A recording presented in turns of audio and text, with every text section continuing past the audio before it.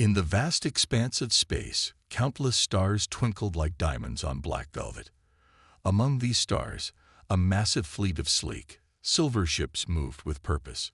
This was the pride of the Galactic Empire, a civilization that had conquered over 1,000 worlds. On the bridge of the largest ship, Admiral Zex stood tall. His blue skin shimmered under the bright lights, and his 4 eyes blinked in sequence as he gazed at the viewscreen. A small blue-green planet filled the display. "So this is Earth," Zex said, his voice dripping with disdain. "It looks even more pathetic than I imagined." Captain Yora, his second-in-command, nodded in agreement. "Yes, Admiral. Our scans show they have barely reached their own moon. Their technology is primitive at best." Zex laughed, a harsh sound that echoed across the bridge. "And they think they're alone in the universe. Can you believe it, Yora?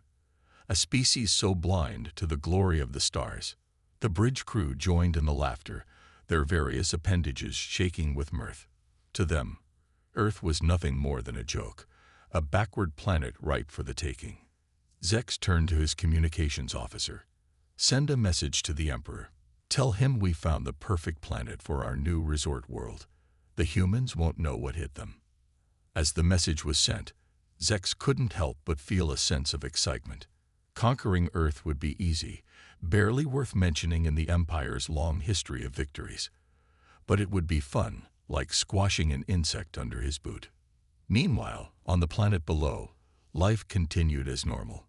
Humans went about their daily routines, unaware of the threat looming above. In New York, Tokyo, Lagos, and countless other cities, people worked, played, and dreamed of the future. Little did they know, their future was about to change forever. Back on the Imperial flagship, Zex called a meeting of his top officers. They gathered around a large holographic display of Earth, its continents clearly visible. "Ladies and gentlemen," Zex began, "our mission is simple. We will take this planet with minimal effort. Our superior technology and numbers make victory assured." He pointed to various locations on the globe. "We'll start with simultaneous attacks on their largest cities: New York, London, Beijing, Moscow. They'll fall within hours." The officers nodded, some looking bored. This wasn't their first conquest, and they expected it to be as easy as all the others. "What about their militaries?" asked General Kraz, a reptilian alien with sharp teeth and scaly skin. Zex waved a dismissive hand. "Hardly worth mentioning. Their weapons are so primitive, they might as well be throwing rocks at us. Our shields can easily withstand anything they throw our way." The room filled with laughter again.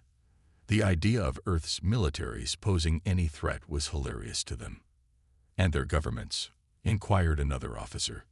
"They'll crumble like dust," Zex replied confidently. "Once we take out their main cities, the rest will fall into line. We might face some resistance from scattered groups, but nothing we can't handle." As the meeting continued, plans were made for the occupation of Earth. The Empire saw the planet as a blank canvas, ready to be reshaped according to their whims. "We'll turn their oceans into vacation spots," one officer suggested. "Their mountains will make excellent resorts." "And the humans?" asked Yora. Zex shrugged. "Those who survive can serve as labor or entertainment. The rest, well, progress always has its costs." The casual cruelty of his words didn't faze anyone in the room. To them, humans were no more important than ants. As the meeting ended, Zex felt a sense of anticipation. Soon, very soon, Earth would be just another jewel in the Empire's crown. Its people would learn their place in the galaxy, at the bottom. Little did Zex know, his overconfidence would be his downfall. For on the planet below, hidden from the Empire's advanced scanners, Earth had a few surprises in store. The stage was set. The Galactic Empire, in all its arrogance, prepared to strike. Earth, seemingly defenseless, awaited its fate. The greatest battle in human history was about to begin, and its outcome would shock the entire galaxy. Deep beneath the Rocky Mountains, in a hidden base unknown to most of humanity, General Sarah Chen paced back and forth. Her eyes were fixed on a large screen showing the alien fleet in orbit. Unlike the rest of the world, she knew exactly what those ships meant. "How long until they make their move?" she asked, her voice tense. Colonel James Rodriguez, her second in command, checked his tablet. "Our best guess is within 24 hours, Mom." Chen nodded, her face grim. "Then it's time. Activate Project Prometheus." Rodriguez's eyes widened. "Are you sure? Once we start, there's no going back." "We have no choice," Chen replied. "It's either this or become slaves to the Empire." As Rodriguez left to carry out her orders, Chen thought back to the day, 10 years ago, when everything changed. A crashed alien ship in the Sahara Desert had given humanity a glimpse of what was out there, and it wasn't friendly. Since then, the world's governments had worked in secret, using the alien technology to advance Earth's defenses by leaps and bounds. They knew this day would come. They had prepared for it. In a secure lab several levels below, Dr. Yuki Tanaka worked furiously at her computer. Around her, other scientists rushed about, all focused on their tasks. They were putting the finishing touches on humanity's secret weapons. Tanaka looked up as Rodriguez entered the lab. "Is it time?" she asked. He nodded. "General Chen has given the order." "How soon can we deploy?" Tanaka smiled, a mix of pride and worry on her face. "The nanosuit prototypes are ready. As for the rest," she gestured to a row of sleek, black ships barely visible through a giant window. "The Ghost Fleet can launch within the hour." Meanwhile, in a training facility on the other side of the base, Captain Michael Okonkwo led his team through one final drill. These weren't ordinary soldiers. Each wore a skin-tight suit that seemed to shimmer and change color. "Remember," Okonkwo shouted as his team ran the obstacle course, "these suits make you stronger, faster, and nearly invisible. But they don't make you invincible. Use your brains as well as your brawn." The soldiers moved with incredible speed and agility, leaping over barriers and scaling walls as if gravity didn't apply to them. These were the best of the best, chosen from every nation on Earth. As the drill ended, Okonkwo gathered his team. "Listen up," he said, his voice serious. "The enemy is at our doorstep. They think we're weak, primitive. We're going to prove them wrong." Back in the command center, General Chen watched as reports came in from around the world. Other hidden bases were mobilizing, getting ready for the fight of their lives. "Ma'am," a young lieutenant called out, "we're picking up movement in the alien fleet. They're spreading out, taking position over major cities." Chen took a deep breath. This was it, the moment they had prepared for all these years. "Send the signal," she ordered. "All units prepare for Operation Thunderbolt." Across the globe, in bunkers and secret bases, humanity's defenders sprang into action. Soldiers donned their nanosuits, pilots rushed to their advanced fighters, and scientists activated defenses that the aliens would never see coming. In orbit, Admiral Zex was giving his final orders, completely unaware of what awaited him on the surface. "Begin the attack," he commanded, a smug smile on his face. "Let's show these primitives the power of the Galactic Empire." As the first alien ships began their descent towards Earth, General Chen looked at the determined faces around her. "May God have mercy on their souls," she said quietly, "because we won't." The greatest trick humanity ever pulled was convincing the galaxy they were defenseless. Now it was time to reveal the truth. The battle for Earth was about to begin, and the overconfident Empire was in for the shock of their lives. The sky over New York City turned dark as the massive alien ship blocked out the sun.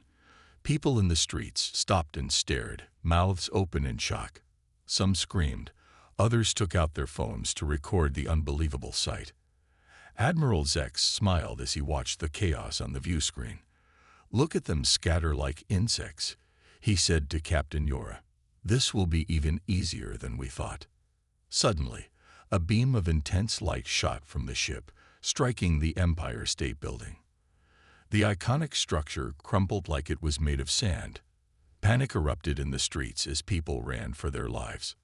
Similar scenes played out in cities across the globe.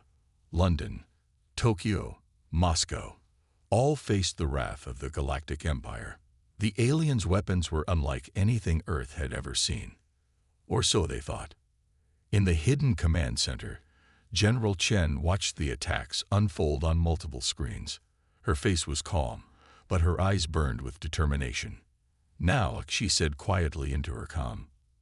Across the world, humanity's secret defenses sprang to life. In New York, just as another energy beam was about to hit Times Square, a shimmering dome appeared over the city. The beam hit the shield and dissipated harmlessly. Admiral Zex blinked all four of his eyes in surprise. "What in the name of the Emperor is that?" he growled. Before anyone could answer, alarms blared throughout the ship. "Sir," a panicked officer shouted, "we're detecting multiple incoming projectiles from hidden silos in the countryside." Earth's secret missile defense system launched its first volley. These weren't ordinary missiles. Powered by reverse-engineered alien tech, they moved with impossible speed and agility. The Imperial ship's shields flared as the missiles struck. Most held, but a few of the smaller craft weren't so lucky. They exploded in brilliant fireballs, raining debris onto the protected cities below. Zex's confident smile had vanished. "Impossible," he muttered. "Their weapons shouldn't be this advanced." "Yora, what's happening?" Captain Yora frantically worked her console. "Sir, we're detecting energy signatures unlike anything we've seen from this planet before. It's as if they knew we were coming." On the ground, the battle was just beginning. In London, Captain Okonkwo led his team of nanosuit-enhanced soldiers into action. They moved like blurs, taking down alien ground troops with shocking ease. "Remember your training," Okonkwo shouted as he dodged an energy blast and returned fire. "Use the suits to your advantage." The aliens, expecting to face primitive humans with simple weapons, were completely unprepared for these superhuman warriors. Their advance through the city quickly turned into a chaotic retreat. Meanwhile, in the skies over Beijing, the first squadrons of Earth's Ghost Fleet decloaked. These sleek, black fighters, based on the same technology as the nanosuits, were nearly invisible to both the human eye and alien sensors. Wing Commander Lai Mi grinned as she locked onto an Imperial fighter. "Let's show these bullies what Earth can do," she said to her squadron. "Ghost Lead, engaging." The space around Earth's orbit turned into a furious battleground. Imperial ships, caught off guard by Earth's unexpected resistance, struggled to form a cohesive defense. Back in the command center, General Chen allowed herself a small smile as positive reports flooded in. "Send in the second wave," she ordered. "Keep them off balance." Admiral Zex, his earlier arrogance gone, barked orders to his increasingly panicked crew. "Call for reinforcements. Use the planet cracker if you have to. We will not be defeated by these primitives." But with each passing minute, it became clearer that this would not be the easy conquest the Empire had expected. Earth, far from being defenseless, was fighting back with a ferocity that shocked the alien invaders. As the battle raged on, both sides knew one thing for certain: this was only the beginning. The war for Earth had begun, and its outcome would change the galaxy forever. The battle for Moscow raged on, the city's streets echoing with the sounds of energy weapons and explosions. Imperial troops, initially confident in their superior technology, found themselves pushed back block by block. Captain Dmitry Volkov crouched behind a ruined tank, his nanosuit camouflaging him perfectly against the earthen debris. He watched as a group of alien soldiers cautiously advanced down the street. "Now," he whispered into his comm. In an instant, Volkov and his team sprang into action. They seemed to materialize out of thin air, catching the aliens completely off guard. Volkov moved with inhuman speed, closing the distance to the nearest alien in the blink of an eye. The alien barely had time to raise its weapon before Volkov's enhanced strength sent it flying through the air. Around him, his team made short work of the others, their movements a blur of precision and power. As the last alien fell, Volkov's team quickly disappeared again, melting back into the ruins of the city. They left behind a group of very confused and very dead Imperial soldiers. In orbit, Admiral Zex stared at the battle reports in disbelief. "This is impossible," he muttered, his 4 eyes blinking rapidly in stress. "How are they doing this?" Captain Yura, looking equally shaken, replied, "Sir, we're getting similar reports from all fronts. The humans, they're not fighting like primitives at all. It's as if they've somehow mastered advanced combat technology." Zex slammed his fist on the console. "I want answers. How did we miss this? Where did they get this technology?" As if in answer to his question, a new alert sounded. "Admiral," an officer called out, "we're detecting a massive energy surge from the planet's surface." On the plains of Kansas, far from any major city, the ground began to shake. Slowly, a massive structure emerged from the earth, rising into the sky like a metal mountain. Inside the hidden base, Dr. Tanaka worked furiously at her controls. "Energy levels are stable," she reported. "The Aegis is ready to deploy, General." General Chen nodded grimly. "Do it." With a sound like thunder, the Aegis activated. A massive energy field expanded from the structure, quickly enveloping the entire planet. Imperial ships caught in its path suddenly found their systems malfunctioning, weapons offline. In New Delhi, a squad of human soldiers led by Major Raj Patel used this moment to strike. They emerged from hiding, their nanosuits allowing them to leap impossible distances and punch through alien armor with ease. Patel grappled with an alien twice his size, the nanosuit amplifying his strength to match the creature. "For Earth," he shouted as he threw the alien into a group of its comrades. The revelation of these super soldiers sent shockwaves through the Imperial ranks. Alien troops, once certain of their superiority, now fought with growing fear and desperation. In London, Captain Okonkwo's team joined forces with the Ghost Fleet, their combined assault driving the aliens out of the city entirely. Okonkwo watched with pride as a group of civilians cheered their defenders. "They thought we'd be easy prey," he said to his second-in-command. "They had no idea what humans are capable of when pushed." Back on the Imperial flagship, Admiral Zex was in full panic mode. "This can't be happening," he ranted. "They were supposed to be primitive, weak." Captain Yura, showing more composure than her superior, asked the question on everyone's mind. "Sir, what do we do now?" Zex stared at the view screen, watching as more and more of his fleet fell to Earth's unexpected defenses. His voice was barely a whisper when he finally spoke. We need to regroup. Send a message to all ships. Fall back to the outer system. We need a new strategy." As the Imperial forces began their retreat, cheers erupted in command centers and battlefields across Earth. But General Chen knew better than to celebrate too early. "This is just the beginning," she told her staff. "They'll be back, and next time, they'll be ready for us. We need to prepare for a long war." The battle for Earth had taken an unexpected turn. The humans had revealed their true strength, and the galaxy would never be the same. As the Imperial fleet retreated to the outer reaches of the solar system, Earth's defenders took a moment to catch their breath. But they knew the fight was far from over. In a secret underwater base off the coast of Australia, Dr. Emma Larson put the finishing touches on humanity's newest weapon.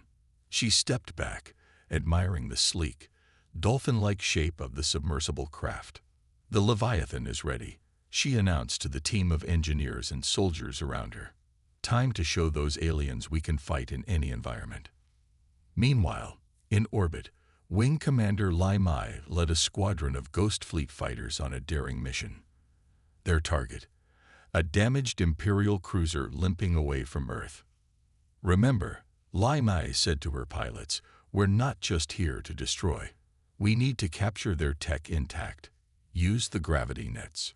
The Ghost Fleet fighters swarmed the much larger alien ship. Instead of firing weapons, They deployed strange devices that created localized gravity fields, immobilizing the cruiser. Lai Mi grinned as she watched the alien ship struggle against the invisible force. "Checkmate," she muttered. "Boarding teams, you're up." Back on Earth, in the forests of Brazil, Captain Carlos Silva and his team of nanosuit-enhanced soldiers prepared for a different kind of battle. They stood at the edge of a massive alien landing zone, where the invaders were attempting to establish a ground base. Silva activated his suit's adaptive camouflage, becoming nearly invisible against the lush foliage. "Remember," he whispered to his team, "we're not just soldiers anymore. We're the stuff of their nightmares." With inhuman speed and strength, Silva's team tore through the alien defenses. They moved like ghosts, appearing and disappearing at will, leaving confusion and destruction in their wake. One alien, larger than the others, managed to grab Silva. But the captain just laughed, his nanosuit enhancing his strength to match the creature. "My turn," he said, before tossing the alien across the clearing like it was made of paper. In the skies above, a new type of aircraft joined the battle. The Chimera, a hybrid of human and alien technology, could transform mid-flight from a jet to a mech suit. Pilot Sarah Johnson whooped with joy as she switched forms, going from dogfighting in the air to hand-to-hand combat on the ground in seconds. "Now this is what I call multitasking," she shouted, her mech form punching an alien ship out of the sky. Underground, in abandoned subway tunnels beneath Paris, another human innovation was put to the test. Dr. Pierre Dubois activated the Earthshaker device, sending precisely calibrated seismic waves through the ground. To the aliens above, it felt like the planet itself was rejecting them. Their equipment malfunctioned, vehicles toppled, and soldiers lost their footing. But the humans, prepared for the tremors, pressed their advantage. Admiral Zex, watching from his flagship, couldn't believe his eyes. Every time he thought he had the humans figured out, they revealed some new, impossible technology. "How?" he demanded of his science officer. "How are they doing this? Where did they get this level of technology?" The science officer, a thin, gray-skinned alien, looked nervous. "Admiral, based on our analysis, they've been adapting our own technology against us. And not just adapting it, improving it in ways we never considered." Zex's eyes widened in shock. Impossible. These primitives couldn't possibly. He was cut off by a new alarm. On the view screen, a massive portal opened in space near Earth's moon. From it emerged a fleet of ships unlike anything the Empire had ever seen. In the hidden command center, General Chen allowed herself a small smile. "The Bifrost Bridge is operational," she announced. "Our off-world colonies are now connected. The reinforcements have arrived." As the new human fleet engaged the shocked Imperial forces, Chen turned to her staff. "Humanity is no longer confined to one world," she said. "It's time to take the fight to the stars." The battle for Earth had become a battle for the galaxy, and humanity, with its boundless ingenuity and adaptability, was just getting started. Admiral Zex paced the bridge of his flagship, his four eyes darting nervously between holographic displays. The once mighty Imperial fleet was in disarray, scattered across the solar system by Earth's unexpected resistance. "Status report," he barked, his voice edged with desperation. Captain Yora, looking haggard after days of constant battle, responded, "Sir, we've lost contact with our ground forces on Earth. The humans' adaptive camouflage makes it impossible to track them. Our ships are being picked off one by their ghost fleet. And now," she gestured to a display showing the new human fleet emerging from the Bifrost Bridge, "we're outnumbered and outgunned." Zex slammed his fist on a console. "Impossible. We are the Galactic Empire. We do not lose to primitives." In that moment, a transmission came through. The holographic image of the Empire's supreme leader, a being of immense size and grotesque features, appeared before them. "Admiral Zex," the leader's voice boomed, "your failure is most disappointing." Zex fell to his knees. My lord, we were unprepared. The humans, they're not what we thought. Their technology, their adaptability. Silence. The leader roared. I care not for your excuses. You will take these measures to crush this rebellion, or you will face the consequences. As the leader detailed the Empire's desperate plans, Zex's eyes widened in a mix of fear and anticipation. Meanwhile, on Earth, humanity's leaders gathered in the hidden command center to discuss their next move. General Chen stood before a diverse group of military commanders, scientists, and political leaders from around the world. We've pushed them back, Chen said, but the Empire won't give up easily. We need to be prepared for anything. Dr. Tanaka stepped forward, her face grave. Our spies in the Imperial fleet have reported disturbing news. The Empire is preparing to deploy planet-killer weapons. They're so desperate to win, they're willing to destroy Earth entirely. A murmur of shock and anger rippled through the room. Captain Okonkwo, still in his nanosuit, spoke up. Then we take the fight to them. We use the Bifrost Bridge to attack their core worlds. Show them the cost of threatening our home. As the debate raged on, alarms suddenly blared. A junior officer rushed in. General, we're detecting massive energy signatures entering the solar system. It's like nothing we've ever seen before. On screens around the room, they watched as massive moon-sized vessels appeared near Jupiter. From these behemoths, swarms of new fighter craft emerged, their designs alien and terrifying. The Empire's reinforcements, Chen said grimly. They've called in their elite forces. In space, the battle took a dark turn. The new Imperial ships unleashed weapons that warped the very fabric of space-time. Human ships found themselves twisted and broken by gravitational forces they couldn't comprehend.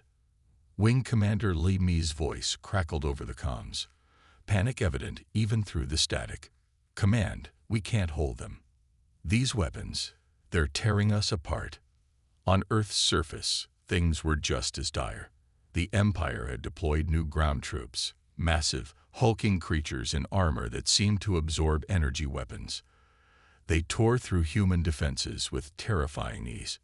In New York, Captain Silva and his team found themselves cornered by these new threats. Our suits can't penetrate their armor, he shouted into his comm. We need new tactics now. Back in the command center, General Chen faced the hardest decision of her life. Dr. Tanaka, she said, her voice heavy, it's time. Activate Project Omega. Tanaka's face paled.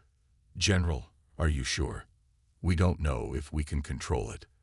The power it unleashes cold. We have no choice, Chen interrupted. It's either that or watch our world burn. As Tanaka reluctantly left to carry out the order, Chen turned to face the others. May God forgive us for what we're about to do, she said softly. The Empire had pushed humanity to the brink. Now, in their desperation, both sides were about to unleash forces they barely understood. The fate of Earth, and perhaps the entire galaxy, hung in the balance. The skies above Earth blazed with the fury of battle. Imperial warships clashed with human vessels, their weapons tearing holes in the fabric of space itself. On the ground, cities lay in ruins as superhuman soldiers fought against monstrous alien warriors. In the hidden command center, Dr. Tanaka's fingers flew over the controls of Project Omega. Sweat beaded on her forehead as she initiated the final sequence. General, she called out, it's ready. General Chen nodded grimly. Do it. A massive pulse of energy erupted from hidden installations around the globe. As it washed over the planet, every piece of human technology suddenly came alive with new power. Nanosuits became invincible armor. Ghost ships turned truly invisible, and the Aegis shield expanded, encompassing the entire solar system. In orbit, Wing Commander Li Mi felt her fighter surge with incredible speed. What's happening? She gasped as her ship effortlessly dodged Imperial fire. Project Omega, came Chen's voice over the comm. It's linked all our tech into one network, powered by the Earth's core itself. Use it wisely.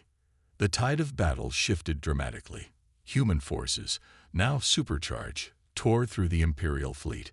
Captain Okonkwo led a team of Nanasuit soldiers in a daring assault on the Empire's flagship. They moved like living lightning, unstoppable and fierce. Admiral Zex watched in horror as his mighty ship was breached. "This can't be happening," he screamed as Okonkwo burst onto the bridge. "It's over," Okonkwo said simply, his voice filled with quiet strength. "Surrender, and we may show mercy." Across the solar system, Imperial forces fell into disarray. Their weapons, once so feared, seemed to bounce harmlessly off human defenses. Their mighty warships were picked apart by swarms of ghost fighters that appeared and disappeared at will. On Earth, the last of the alien ground forces were rounded up. Captain Silva stood triumphant in the ruins of Paris, watching as the monstrous Imperial troops laid down their arms. "Never underestimate humans," he said with a grin. Back in the command center, a transmission came through. The holographic image of the Empire's supreme leader appeared, his face twisted with rage and fear. "What are you?" he demanded. "How could mere humans defeat us?" General Chen stepped forward, her eyes blazing with determination. "We are humanity," she said proudly. "We adapt, we overcome, and we will not be conquered." The leader's image flickered as he processed this. Finally, in a voice filled with defeat, he spoke. "What are your terms?" Hours later, as the dust of battle settled, Earth's leaders gathered to discuss the future. The Empire had surrendered unconditionally. Humanity, once thought to be an easy conquest, now stood as the dominant force in the galaxy. "We could destroy them entirely," one general suggested. "Ensure they never threaten us again." But Chen shook her head. "No, we're better than that. We'll help them rebuild, show them a better way. The galaxy doesn't need another empire. It needs a federation of equals." And so, in the days that followed, a new galactic order began to take shape. Earth took its place as a leader among the stars, but not as a conqueror. Instead, they extended a hand of friendship to other worlds, including former Imperial planets eager to break free from oppression. Admiral Zex, now a prisoner, watched in amazement as humans worked alongside his own people to repair the damage of war. "I don't understand," he said to Captain Yora. "Why don't they destroy us?" Yora, who had come to respect these strange, resilient creatures, simply smiled. "Because they're human," she replied. "And that's something far greater than we ever imagined." As the sun set on this new era, General Chen stood at a window in the rebuilt United Nations building, looking up at the stars. They no longer seemed distant and cold, but full of promise and adventure. "We did it," she whispered to herself. "We saved our world and changed the galaxy. And this is just the beginning." With Project Omega humming quietly in the background, linking Earth's technology into a powerful network, humanity stepped boldly into its new role as guardians of galactic peace. The empire that once mocked pathetic Earth now stood in awe of human potential. The stars, once a source of fear, now beckoned with endless possibilities.